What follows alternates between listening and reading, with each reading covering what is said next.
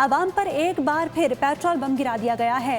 Petrol की कीमतों में 4 रुपये 93 पैसे का इजाफा कर दिया गया। नई कीमत 320 रुपये 73 पैसे हो गई है। डीजल की फी लीटर कीमत में 7 रुपये 15 पैसे का इजाफा हुआ, जिसके बाद कीमत 367 रुपये 21 पैसे हो गई। ओगरा ने नोटिफिकेशन जारी कर दिया।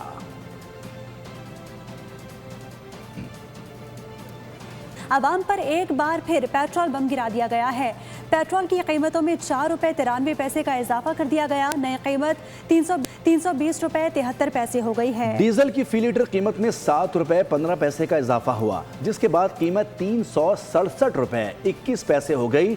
ओगरा ने नोटिफिकेशन जारी कर दिया।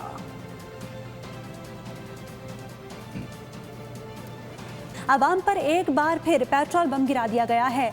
पेट्रोल की कीमतों में 4 रुपये 93 पैसे का इजाफा कर दिया गया। नई कीमत 320 रुपये 73 पैसे हो गई है। डीजल की फी लीटर कीमत में 7 रुपये 15 पैसे का इजाफा हुआ, जिसके बाद कीमत 367 रुपये 21 पैसे हो गई। ओगरा ने नोटिफिकेशन जारी कर दिया।